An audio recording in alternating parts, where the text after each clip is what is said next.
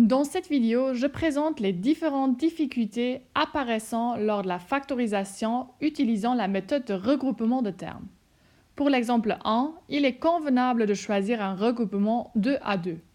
Afin de regrouper visiblement les termes, on délimite les différents groupes en les plaçant entre parenthèses. Voici une réponse typique pour l'exemple donné. Malheureusement, cette égalité n'est pas correcte. En faisant de nouveau un pas en arrière, c'est-à-dire en supprimant les parenthèses placées tout à l'heure, il faut changer les signes de tous les termes entre le deuxième couple de parenthèses.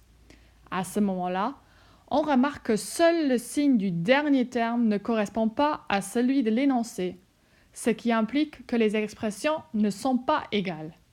Ceci clarifie qu'il ne suffit pas de placer simplement des parenthèses, mais qu'il faut également respecter et adapter certains des signes. Plus précisément, dans notre exemple, le signe du dernier terme 5b. Après avoir fixé de façon correcte les groupes, nous mettons les facteurs communs des termes regroupés en évidence.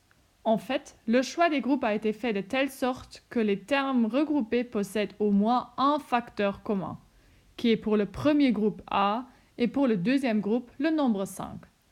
Ces factorisations mènent à un nouveau facteur commun des termes créés, entre parenthèses A moins B, dont la nouvelle mise en évidence mène à la forme factorisée finale. Par contre, si l'expression donnée ne se compose que de sommes, comme dans le deuxième exemple, la difficulté au niveau des signes n'est pas donnée. Le signe positif ne demande pas de changement. Dans ce cas, la mise entre parenthèses ne pose aucun problème supplémentaire. Néanmoins, il faut, dans une étape préliminaire, changer l'ordre des termes afin de regrouper à chaque fois deux termes possédant un facteur commun. Ce changement de l'ordre est réalisable grâce à la commutativité de l'addition. Les mises en évidence de x et de y et la mise en évidence ultérieure du facteur commun entre parenthèses a plus 1 créé mènent à la forme factorisée finale. Attention, lors de ces transformations, il faut se rendre compte du fait que x est égal à x fois 1 et que la mise en évidence de x implique le produit x fois entre parenthèses a plus 1. De même pour y qui est égal à y fois 1. En considérant de plus près l'expression de départ, nous remarquons qu'il existe encore une autre possibilité pour le choix des groupes. Nous pourrions également regrouper le premier et le troisième terme, ainsi que le deuxième et le quatrième terme. Dans ce cas, nous identifierons le facteur commun A pour le premier groupe. Sa mise en évidence nous permet une mise en évidence ultérieure du facteur entre parenthèses x plus y et mène à la même forme factorisée finale.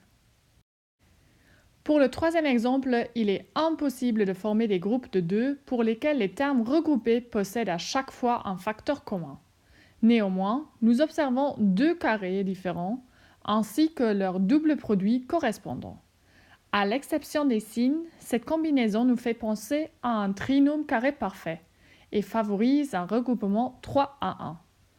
Heureusement, une grande partie des signes se changent lors de la mise entre parenthèses des termes regroupés, ce qui confirme la présence d'un trinôme carré parfait. L'application de la première identité remarquable, afin de factoriser cette expression entre parenthèses, ramène l'expression donnée à une différence de deux carrés, qui se laisse de nouveau aisément factoriser à l'aide de la troisième identité remarquable.